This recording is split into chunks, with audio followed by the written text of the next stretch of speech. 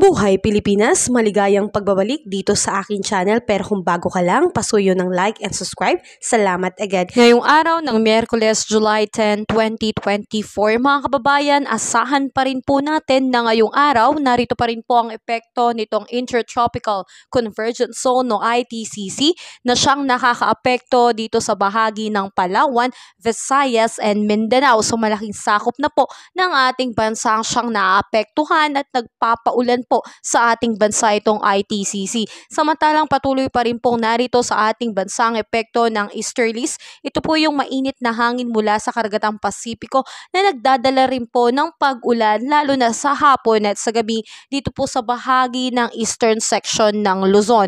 So asahan po natin mga kababayan na ngayong araw ay magiging maulan po dulot po nitong ITCZ sa bahagi po ng Palawan, eastern part ng Visayas and Mindanao. Kaya narito po ang mga uulanin kasama po ang Mimaropa, Western Visayas, Zamboanga Peninsula, Negros Oriental, Basilan, Sulu at Tawi-Tawi. Asahan ang pagkakaroon ng maulap na kalangitan na merong kalat-kalat na pag-ulan, kulog at kidlat. Lalo na po sa mga low-lying area and mountainous area natin, mga prone areas po yan, posibleng pagkakaroon ng flash flood and landslide. At dahil po sa epekto ng easterlies, ang ilang bahagi po ng Bicol Region, Quezon, Aurora, Isabela at Cagayan, partly cloudy to cloudy sky with isolated rain shower and thunderstorm po ang aasahang panahon.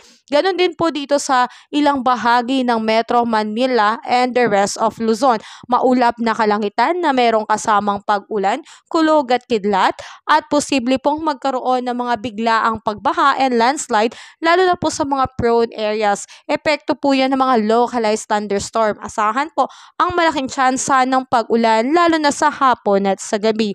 So asahan po natin mga kababayan dulot po nitong easterlies, ang ating air temperature dito sa luwag ay posibleng umabot po ng 33 degrees Celsius. Dito naman sa Tugigaraw ay 34 degrees Celsius. Baguio, 23 degrees Celsius. Metro Manila, 33 degrees Celsius. Tagaytay, 31 degrees Celsius. At sa Legazpi po ay 32 degrees Celsius. Dito naman sa May Calayan Island, Puerto Princesa, magiging maulan at ang air temperature sa tanghali ay aabot ng 31 to 32 degrees Celsius. Iloilo, 32 degrees Celsius. Maulan din po. Tacloban at Cebu ay aabot ng 32 to 33 degrees Celsius. Cagayan de Oro at Zamboanga ay 32 degrees Celsius at sa Davao po ay 33 degrees Celsius. So mga kababayan, asahan po natin na magiging maulan pa rin po sa malaking bahagi ng ating bansa, ang ilang bahagi ng Luzon, Visayas and Mindanao.